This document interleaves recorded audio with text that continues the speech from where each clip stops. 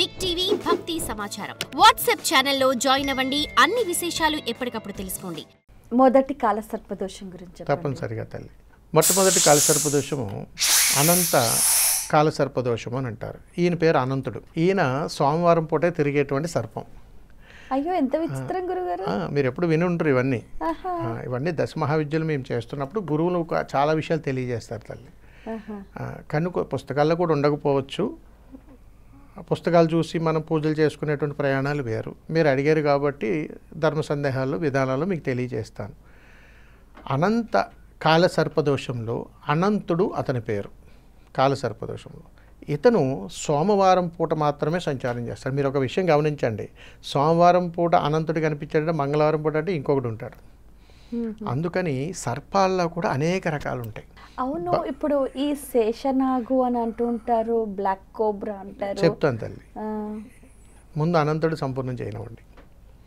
అనంత కాల సర్పదోషంలో ఇతను సోమవారం రోజే బయట సంచారం చేస్తాడు. అనంతుడు అనేటువంటి సర్పము భూగర్భంలో సుమారు 65 అడుగుల లోతులో ఉంటుంది. 65 అడుగులు తన స్వరంగ మార్గం ఏర్పాటు చేసుకొని అక్కడే జీవిస్తాయి. ఇవి ప్రతి సోమవారం ఆహారం కోసం బయటకు వస్తుంటాయి. ఆ వచ్చినప్పుడు మన కంటన పడిందా, ఏ సర్పమైతే అంటే ఏ రోజైతే ఏ సర్పమైతే ఉంటుందో అలా మన కంటన పడిందా, ఆ రోజు ఆ సమయం ఆ గ్రహాన్ని బట్టి మన యొక్క స్థితిగతుల యొక్క చక్రంలో ఆ గ్రహ ప్రయాణం మన మీద ఎఫెక్ట్ పడుతుంది. తద్వారా మనకు కనిపించినటువంటి అనంతుడి యొక్క ఎఫెక్ట్ మనం అనుభవించాల్సిందే. ఎందుకంటే తల్లి, కాలసర్పదోషంలో 12 రకాల కాలసర్పాలు దేవతా సర్పాలు. ఇవి ఈ దేవతా సర్పాలు మానవ కంట పడవు. ఉదాహరణకు మీకు నేరుగా దైవమే దర్శనమయ్యి ఏ వరం కావాలో కోరుకో అని అన్నారనుకోండి, దాని అర్థం ఏమిటో చెప్పండి. సామాన్య మానవుడు భగవంతుడిని చూడగానే అతను పొందేటువంటి మొట్టమొదటి వరం ఏమిటంటే మరణం. ఎందుకంటే ఈ సృష్టిలో ఏ జీవరాశి అయినా సరే భగవత్ స్వరూపాన్ని చూసిన తర్వాత జీవుడు వేరైపోతాడు. ఆ మోక్షం పొందడం కోసం ఈ జీవుడు పడే తపనే అది. అందుకని దేవతలకు సంబంధించినంత వరకు మనం మానవులం.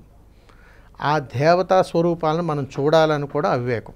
అందుకని ఈ 12 రకాల కాలసర్పాలు ఏమైతే ఉన్నాయో ఇవి దేవతా సర్పాలు. మానవుని కంట పడవు, మానవుని కలలోకి రావు, మానవుడి చేత అవి దహించబడవు. ఇలా కానీ మనం చేస్తున్నాము, ఆ సమయానికి అదే జరిగిందని అంటే అవే పరిగణలో తీసుకొని కాలసర్పదోషంగా చెబుతారు తల్లి. అందుకని ఈ అనంతుడు అనేటువంటి వాడు సోమవారం పూట తిరిగేటువంటి సర్పంగా మనం పరిగణలోకి తీసుకుంటాం. ఈ అనంతుడు చాలా విచిత్రంగా ఉంటాడు తల్లి. మరీ పెద్దగా ఉండడు, అలాగని చిన్నగా ఉండడు. ఇదంతా కుటుంబంతో కూడినటువంటి సైన్యం. ఎలా అంటే మా నాన్న చంపాడా, నెక్స్ట్ కొడుకుకి దర్శనం ఇస్తాడు, కొడుకు చంపాడా మళ్ళీ వాళ్ళ కొడుకుకి. అంటే ఎన్ని తరాలు మారినా అంటే సుమారు 8 నుంచి 10 తరాల వరకు వాళ్ళు వెంటాడుతూనే ఉంటారు. ఈ అనంతుడిని గుర్తించడం ఎలాగా అని అడిగితే, మనం ఎప్పటికైనా కానీ మన తాతగారు కానీ ముత్తాతగారు కానీ మన ఇళ్లలో ఉన్నా మన ఇంటి పెరట్లోనే తిరుగుతుంటేవి. మా తాతగారు చంపారండి, మేమే అడుగుతుంటాం. ముఖం చూడగానే మాకు అర్థమైపోద్ది ఇతన్ని ఇది వెంటాడుతుంది అని. కాబట్టి నాయన ఇలా ఎప్పుడైనా మా తాతగారు చంపారండి, మా తర్వాత తెలియదండి, తర్వాత మనం మా బాబాయ్ గారు చంపారు. ఎక్కడ జరుగుతుంది ఇవన్నీ? మీతోటి మీ కుటుంబంతో ముడిపడి ఉంది. కాబట్టి అనంతుడు అనేటువంటి వాడు ఎప్పటికీ ఆ కుటుంబంలో అనారోగ్య సమస్యలు వెంటాడేలాగా చేస్తూనే ఉంటాడు. చాలా ప్రమాదకరం. అందుకని అనంతకాల సర్పదోషం ఉన్నటువంటి ఏ వ్యక్తి అయినా సరే అనారోగ్య సమస్యలు పాలవక తప్పదు. అందుకని ఇది అనంతుడని మనకు తెలియటానికి సోమవారం పూట ఎప్పుడైనా కానీ మన కంట కానీ సర్పం కనపడినా, ఎక్కడైనా సర్పాన్ని దహనం చేస్తున్నట్టుగా కానీ మనం చూసినా, ఎవరైనా మన కలలో కానీ సర్పం వచ్చిన రోజు సోమవారం అయినా మనం అనంత పద్మకాల సర్పదోషంలో అనంత సర్పదోషంలో ఉన్నట్టే లెక్క. మరి దీన్ని ఎలా నివృత్తి చేసుకోవాలి అని మీరు అడిగితే, అలాంటి సందర్భాలు ఎప్పుడైనా మనకి ఎదురయ్యాని అనుకుందామండి. అంత బియ్యం పిండి తీసుకొని అలా నీళ్ళల్లోకి దిగి చేతులు అలా వేసుకొని పిండిగా సర్పాకారంగా చేసి ఆ నీళ్ళల్లో అలా వదిలి 3 మునకలు ములిగి ఓం కాలసర్పాయ నమః అనుకుంటే చాలు. ఓం కాలసర్పాయ నమః. కానీ అంత సమయం ఉండాలి, తెలుసుకోగలిగాం. అంటే జనరల్గా జాతక చక్రంలో మనం చూస్తున్నట్టుగా కాలసర్పదోషం ఉందనే చెబుతాం. ఏ కాలసర్పదోషం ఉందో మనం తెలుసుకోగలిగితే మందు దొరకడం పెద్ద పని ఏమి కాదు.